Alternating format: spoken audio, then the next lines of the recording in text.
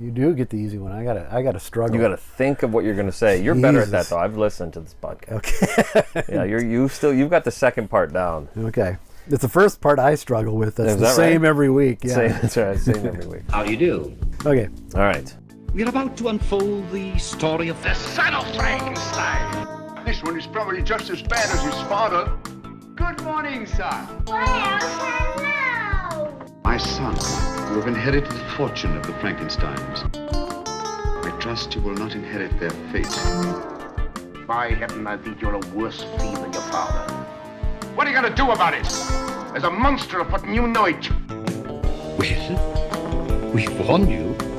You've been warned. Welcome back to Frankenstein Minute, the podcast that dissects the Universal Frankenstein film series minute by minute. I'm Bill Evenson. And I'm Thom Lang, and you join us for minute, 21? 21. Yeah, there we go. Minute 21 of 1939's Son of Frankenstein. We are the 30th week of this same scene. No. What, no. 6, 7 weeks at least of this? It's maybe 6. It Yeah. might be 6. I don't know. It's been a long scene. Keen-eared listeners will know. I don't know. I have no idea. Go count the Doc Ivan artwork. Yeah. When did Lionel Atwill first appear in Doc Ivan artwork? Yep, then that'll be your dead giveaway. Yep. Yes, Atwill. So just so I'm clear on what... I'm Bill Evenson. You're Tom Lang. You said that, right? Said that, so, yeah, good. Just so I'm clear, this movie is far too long. It's at least 24 minutes too long. Yeah. And what you'd like to cut, what Tom Lang would cut out of this movie, is Basil Rathbone and Lionel Atwill standing around chatting. No, I'm right, being then. facetious. I would leave most of this alone. Okay, good. No, most of this scene. Just wanted to start fighting right away. Nope, this is like the first scene where shit happens that's actually interesting. That's very well. That's an opinion that I'm willing to take on board. Okay, Trying to think of something else that happened. See. You could start this film with him showing up, and it kind of gives you all the exposition you probably really need. Well, that's true. That's right. I think you're right. But we have talked about how the 8mm version on YouTube, anyway, starts with Benson not this. Yeah, Benson and yeah. so Okay, so you could start 2 there. minutes before that. That's a good place to start. You could start there. Krog just talked about how the murdering ghost has caused massive concussions in his victims and left no marks on the body, yet mysteriously for a concussion, there's a bruise at the head. What? Who would have thought? What the hell is going on? Now we're doing last week. I don't have any notes for last week. No, but he finishes, what I was getting at is he finishes by saying by that taking a drink. Well, their hearts had burst, and then he takes a good swig of his brandy. And the only reason I bring that up is I have this note that he gives no indication that he's drinking straight liquor, whereas I feel like Rathbone looks like he at least for us, gives that pause that somebody gives. Well, we don't know how long Krog has been imbibing and how much. I mean, he could have been a general. We know this about Pinky. Pinky himself was quite the raconteur. Yeah. All right. So then he says. So what was your point? No, just that we're leading up to him taking that drink. I think it's a nice punctuation that, in fact, they had burst. Yeah, and then he takes this. Okay, I see what you mean. It was just a nice little punctuation. Yes. Most of this scene this minute plays out in this 2-shot, which is a really nice 2-shot. I just wish they would have kind of moved the camera a little bit more to the left, because you can see Colin Clive's legs protruding, and it would have been nice if he would have been framed behind them. Sure. Because they talk about, well, need I say, it's always referred to as Frankenstein. Oh, I've never partaken in the creation of monsters, blah, blah, blah. It would have been great if through all that Clive was overlooking that. And then you look up and the face is grinning. He's smiling, yeah. It's interesting, you one of the things that you said, I think it's funny, he says, need I add? So when you say need I add, what that means to me, and you don't say it the way I said it sounded like one word, like someone's name, need I add. Need I add. It's like a business, it's a shoe. It's always they make shoes. But anyways, need I add. I got a new pair of those. Did you get a need I add? The need I add Frankenstein shoes? Yeah. Need I add means, to me, it means goes without saying. Goes without saying. So it goes without saying that they refer to it, that's always alluded to as Frankenstein. So alluded to is a dumb thing to say here. So I'm going to basically say it's always called referred to. It's always called Frankenstein. So it sounds like people just call anything Frankenstein. Like yeah. you don't even need, it just goes without saying it's called fucking Frankenstein. The murdering ghost is the Frankenstein of the town of Frankenstein. That's right. Jack the Ripper was the Frankenstein of Frankenstein it's of like Whitechapel. Godzilla movies. Yeah, It's exactly. like everything's Frankenstein. Everything is Frankenstein. Did you? Hey, I we have should something. probably say, because people that might not know. I did Did you this. get those? I went and got You the Franken the cup. Reese's Franken cup. And I thought this would be great. I will, at this point in the podcast, I'll pull out the bag of Franken cups, bust and out we'll the- each have a Franken cup. Okay. But oh god, I don't want a Reese's peanut butter cup at this time. But I'm gonna give you one anyway. And if you feel the need, Oh, they're little. At least they they're are little. That's true. They're the little they're ones. I didn't small. realize that. So that's good. nice. Big waste of time. Oh, that's kind of nice. They got a little little dildos with electricity coming out of them on the front there. You see that at the bottom of the picture? Oh, yeah. Yeah, that's, I always like candy that has dildos on it. It's hard to find it. It's harder to find. It's getting days. harder to find it. When we were kids, Yeah, it was everywhere. candy dildos were one of the more common. Oh, I used to go down to the Ben Franklin. How does that date me? Franklin. Did you ever get penny candy? Never got We used to penny get candy. penny Yeah, candy well, when we visit Grandma's house. at the Woolworths, At Woolworths. Grandma would take me downtown. Okay. We were talking about the Beatles earlier, and I'll probably cut all this out because who gives a fuck. Yeah, But, the Beatles. I had the babysitter when I was a kid who brought over Abbey Road the day it came out. Jesus. And played it for me, and I was like, "What is that? That's amazing." Yeah. She's like, "Oh, you like that? You'll really like this." And she pulled out Sgt. Pepper. Okay. Played it for me. The next day, I made my poor grandmother, whose English was her second language, she was Norwegian, Okay. made her take me downtown on the bus to Woolworths, to the record department. Didn't know the name of the album, didn't know the name of the group even, because I was like 4, 5, whatever. Wow. And I'm trying to describe it, like it's got all these people on the cover and blah, blah, Yeah. And I'm telling her, and she's trying to tell this poor clerk Record at the, store worker. at Woolworths record Or department. record department, yeah. To his credit, he managed to figure out what we were talking about, and I still have it to this day. That's pretty good. I think that's actually quite interesting because I didn't expect that.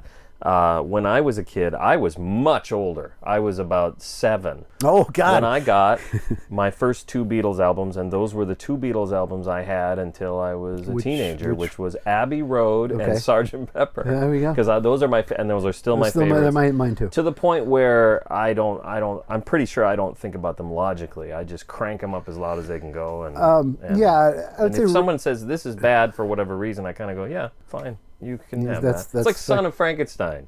if I say You can it's, go ahead and criticize it, but I love it, and it's too late. no, that's fine. I mean, hopeless. I'm someone who absolutely adores every single frame of Plan 9 from Outer Space. So Jesus. who am I to judge? We should do, yeah. That I has guess to they be did that in 9 minutes at a time, the guy. 9 minutes at a time. Yeah, they did. There's Plan 9 by 9 or something, and it's the guy from Monster Kid Radio. Oh, is it okay? Yeah, yeah. Which it's an interesting idea rather than Minute by minute, Yeah. knock them out a little quicker. I don't know. For whatever reason, I love that movie. When we did Horror Incorporated, I showed it every year and had to pay extra. Okay, that was your big. It was our big. The budget was blown every year on that. When you say every year, how many years did you do? 3 seasons, so Okay, it was 3 so you did times. 3 times, sure. That's fine. A guy named Wade Williams claimed to own the copyright, which I think that's long since been debunked. I feel like his name comes up frequently, and I always try to make he's some kind of joke an about it asshole. when he was the quarterback of the Vikings. But that's Wade Wilson.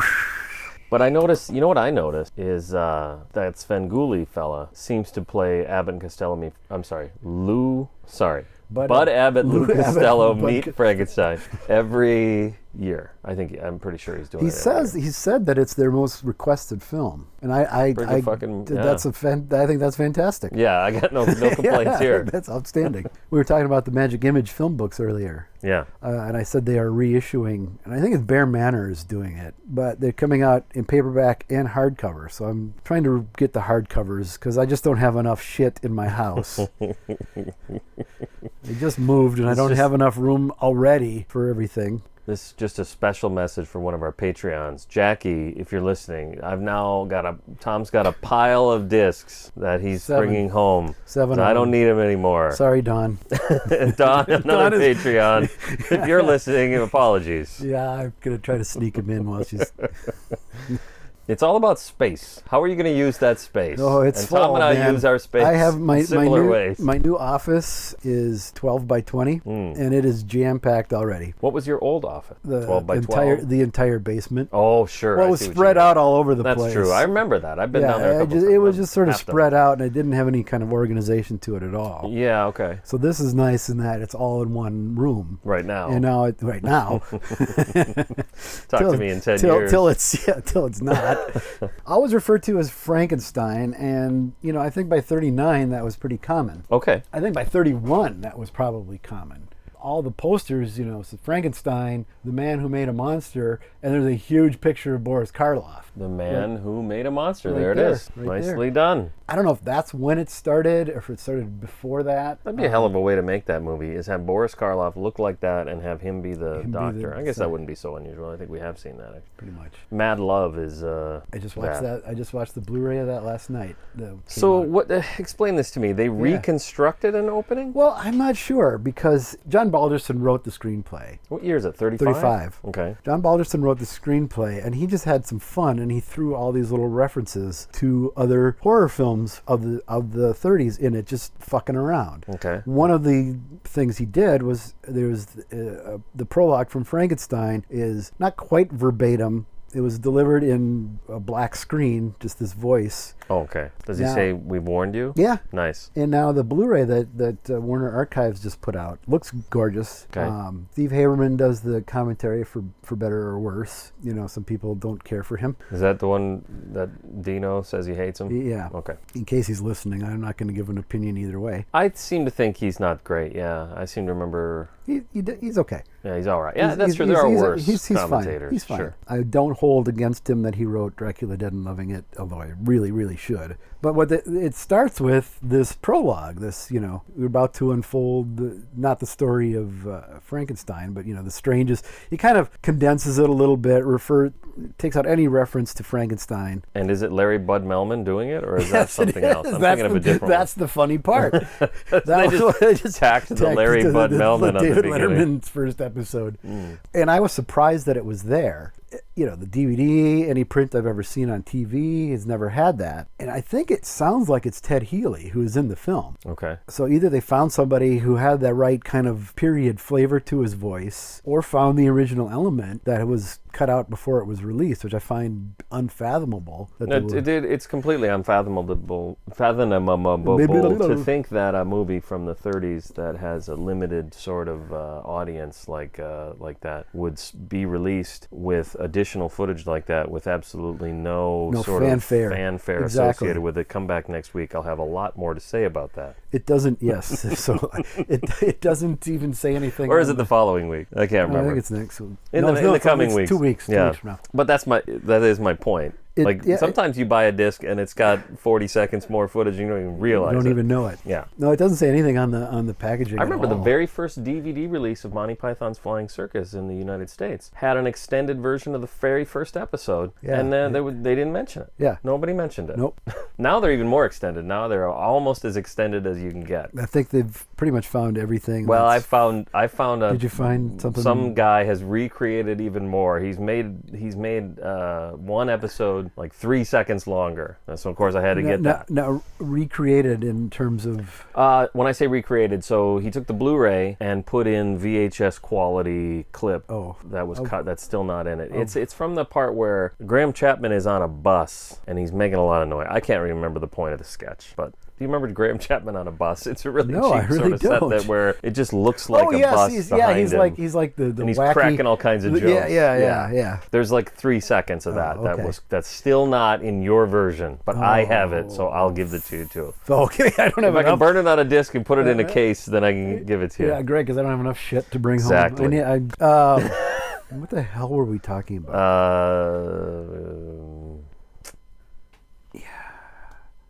I don't know.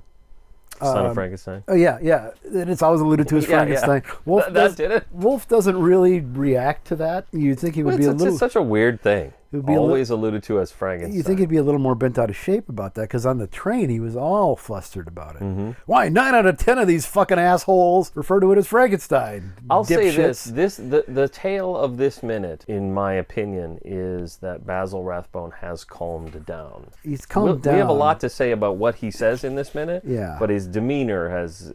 He's calmed down. He hasn't. The brandy probably helped. He too. hasn't. Yeah, that took the edge off. Took the edge off. He hasn't stopped being an asshole, but he has calmed down a little bit. Yes. So, like for instance, he says no black magic. He's not engaged in any black magic or creation of monsters. Well, first of all, the rumor that you're a scientist, the many strange instruments that preceded you here. Yeah, that's a good point. Because we talked about that minute where you see the instruments coming. And then fucking idiot is, yeah! Ah! So that kind of explains that helps away a little bit. I mean, I knew that when we talked about it, but I kind of wanted to save it. No, okay. It helps a little. Because in the movie, when that scene appears, it seems out of place. Yeah. Now, Krog's line explains it would have maybe made more sense to put it after this scene. Sure, I think that this movie doesn't. That would have placed it a little better. That would be fine. I think that's one of the things about this movie. The first half, the scenes could be mixed up a little bit, and it would be fine. Well, what it needed was a little fine tuning after the preview, which it never got. Okay. You know, we talked I'm trying about. to picture where that scene would go, though. Maybe you it would go want it after early. You don't want it after the fade out of Elsa, and in the next couple minutes when they're looking out the window. You know what? I don't like it. Now I've changed my mind. It should go earlier, even. It should go before it should be the first scene in the movie. Well, we should have little kids throwing rock, or about to throw a rock, and then the next thing is, because the instruments preceded him. So, okay, I'll take that, because where it happens now, right in the middle, it just doesn't quite fit. Yeah, they had a lot of footage, and they had to kind of try and figure out where to put it. Oh, they had a lot of footage. Yeah, they still have a lot of footage. And they didn't have a script to go off. The editor didn't have a script to clearly look at not. Where does this go? Where the fuck? That's why I've come to warn you. They've stopped doing their Bud and Lou double talk, and Krog is straight to the point now. Yeah, I like that about it. And I think they had their moment. The scene built up to calmed down. It seemed a little silly at first. So this is back and forth, like you'd pointed out, where I came to warn you. Oh, it's too late to warn you because it's already, all that's done. All that's done, and I think now they're actually again having a discussion. Mm-hmm. We cut to a wide shot. Wolf goes back to being somewhat condescending. He's like, "Oh, I'm not engaged in any black magic or creating any monsters." I like the term black magic because Henry uses it. Yes, so that is black magic. These are the two things that have happened: creation of monsters and black magic. And so we're nailed. We nailed that. Wolf has no interest in doing either. He couldn't. Yeah, he's not. No, that's not his thing. And I think it's interesting because that moment solidifies for me that they're not having the same conversation. His answer is not good enough. It doesn't address what Krog is here to say. Krog is here to say that there's a problem here, and he's expressed multiple times what that problem is. Right. It doesn't even matter what Wolf is up to, what he plans to do. Whether he's doing black magic or creation of monsters is somewhat incidental. The problem already exists. It doesn't even matter what you do. I think Wolf is too arrogant to be hearing that. Exactly. Yeah, and I think it's great because of that. I'm not complaining. No. I think that's the point of the scene is he's not even hearing. We've all calmed down. We've all gotten everything straightened out, and Wolf's still not getting the point. He doesn't get the point till like 5 minutes before the film maybe ends. about 10 seconds to go. Like go to the credits and then rewind 10 seconds. And then you'll see where he gets. However the villagers may think. Krog is just letting him be an idiot. Yep. He's like, well, I stand ready whenever you need help. Well, I won't need it. I shall not need it, yeah. Well, when you need help, not if you need help. Yes. But when you need help, you should only ring the bell tower, and wherever I am, I'll come a-running. When they cut to Krog, it's just a single shot of close-up of Krog, yeah. And there's one thing on this version, and I don't know, I meant to go back and look, so we'll see if it makes sense, but it looks to me like they've made a mistake in the digital cleanup, because he's got his monocle on, but it just looks like he's got a black eye. Shadow, There's just the shadow is there. Did they clean up the outside of the? Yeah, I put clean up in quotes. I think digitally it pulled the monocle. I was wondering that too. That's what it looks like to me. It looks like, but it just could be my software that created the minute, and maybe I need to go back to the original. No, but it looked like because I'm using the same minutes they created. So I could pop it in. I was going to look at an old DVD. I got that too. Yeah. All right. Well, we we can check them all. Whatever. I'll go find an old 35mm print and see if it's in there. Okay, thank you. Yeah. We know there's a print because we've seen it. We've seen It's it. got the scratch in reel 3.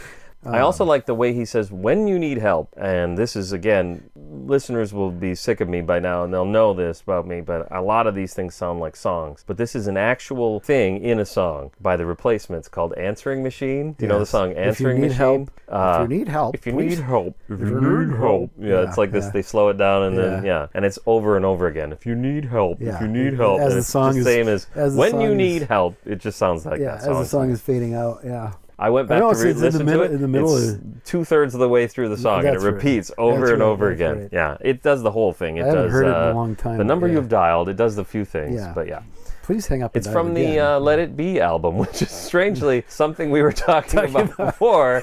Hopefully anybody has any idea what I'm talking about at this point. I've just made it unfathomably confusing. The Replacements, you see, had an album that they also called. You know, they wanted to the call last album with Bob Stinson. They were going to call their next one "Let It Bleed" just to be assholes. They thought better of it, I like that. which I wish they would have. Oh, you're right. Tim is Stinson. Wait. What order did they come out, those two? Tim is after Let It Be. Yeah, I was wrong. I said Let It Be was the last album with Bob Stinson. Was it Tim? Well, they've all got a Stinson. They Let's all just have leave a it. Stinson, so let it go. Also, let it be. The story, as I understand it, is when they went to go do Pleased to Meet Me, Bob Stinson had to teach the new guy all the guitar parts, which I think is just fascinating. Yeah, that's just You're weird. kicked out of the band. Yeah. Hey, Bob, Hey, before you go, can you show me all the songs? It's like being laid off, but training your replacement. Yeah, did he get a what do you call per that? diem or a stipend or a? Sure, I was gonna say whatever they call that when they keep you on, they like a retention. Retention bonus. Yeah. So yes, you need help. When you have need but help. to ring the alarm bell in the tower, and I shall hear it wherever I may be, and hasten to your assistance. So Anton Chekhov knows exactly what's happened here. The alarm bell in the tower has been set up in Act 1. There's absolutely no chance we won't hear that bell. All right. Wait, everybody, come back. Come back in every Act week. 3. And every week I'll give an update. Bell update. Bill's bell update. All right, it's a new segment. It's like the bat signal. Yeah, kind of. Yeah. Krog is bellman. Yeah. Although he's ill-equipped to help carry your luggage. Yeah, That's it, folks. Well, he's a hasten to your assistance, and then he clicks his heels, bows, and just, boop, starts to leave. Mm-hmm. Okay, I've made my point. You're not hearing me. Bye. That's probably the best you can do in this circumstance. I think, Good for him. Yeah, he's read the room. Listen, dude, I've done all When you need help, ring that bell. Ring my bell. He crosses. Is that because are you going to put that song in there? Is that our going away song? Ring my Not bell. going to. Okay. Then I'd have to find that song and no. It's all right. No one expects that. Yeah, the minute ends as he crosses over to the doorway as Elsa enters the room. She enters the room? Okay, I already forgotten that. And Wolf introduces him as Inspector from the building. From the police. All right. There you go. Follow us on all the places you already follow us. Yeah, we really don't need to do this every time because it really gets to be a chore. Subscribe on YouTube and hit the bell. Ring the Just bell. like ring the bell and we will come to your aid. Or hasten to your thing. Oh, for fuck's sake. Is that a note for yourself? Oh, for fuck's sake. Yes. Belong dead.